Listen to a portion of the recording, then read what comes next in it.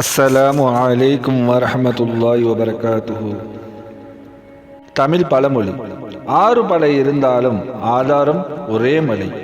அற்புதங்கள் பல, ஆனால் அதன் மூல ஒளி நபி முஹம்மது முஸ்தபா ஸல்லல்லாஹு அலைஹி வஸல்லம் அவர்கள் ஒருவரே. தமிழ் கவிதை. பல நபிகள், பல அற்புதங்கள், ஒளி ஒன்றே, நபி முஹம்மது முஸ்தபா ஸல்லல்லாஹு அலைஹி வஸல்லம். கதிர்கள் வேறாகினும் சூரியன் ஒன்றுதான், அற்புதம் வேறாகினும் மூலம் ஒன்றுதான்.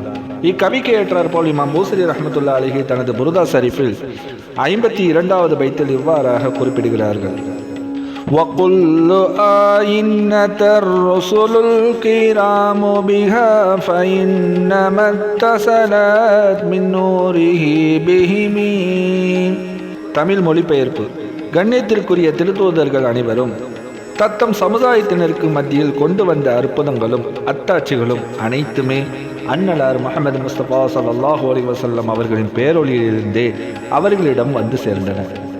கவிஞர் கூறுகிறார், நபிமார்கள் அனைவரும் அல்லாஹுவால் தேர்ந்தெடுக்கப்பட்டவர்கள்தான். ஆனால் அவர்களுக்கு வழங்கப்பட்ட அற்புத சக்தி, மூல ஆதாரம் ஒரே ஒரு ஒளியே. அது நபி முஹம்மது முஸ்தபா ஸல்லல்லாஹு அலைஹி வஸல்லம் அவர்களின் பேரொளி. ஒவ்வொரு நபியும் தமக்குரிய அற்புதங்கள் பெற்றிருந்தாலும் அந்த அற்புதங்கள் தனித்தனி ஒளிகள் அல்ல.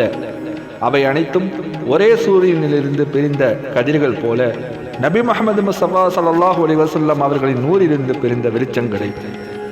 இந்த பைத் நபிமார்களுக்கு இடையே போட்டியையோ பிரிவையோ உண்டாக்கவில்லை. மாறாக நபி மூலம், மற்ற நபிமார்கள் பிரவாகம் என்பதை மிக மென்மையாகவும் மிக ஆழமாகவும் விளக்குகிறது. அதனால்தான் மூசா அலைஹிஸ்ஸலாம் அவர்களின் அற்புதமும், ஈசா அலைஹிஸ்ஸலாம் அவர்களின் அற்புதமும், இப்ராஹிம் அலைஹிஸ்ஸலாம் அவர்களின் அற்புதமும் நபி முஹம்மது முஸ்தபா ஸல்லல்லாஹு அலைஹி வஸல்லம் அவர்களின் நூறுடன் இணைக்கப்படுகிறது. மைய கருத்து என்னவென்றால், அனைத்து நபிமார்களும் கண்ணியமானவர்கள், அவர்களின் அற்புதங்கள் உண்மையானவை. ஆனால் அந்த அற்புதங்களின் மூல நூர் நபி முஹம்மது முஸ்தபா ஸல்லல்லாஹு அலைஹி வஸல்லம். நபி ஸல்லல்லாஹு அலைஹி வஸல்லம் நபிகளின் நபி.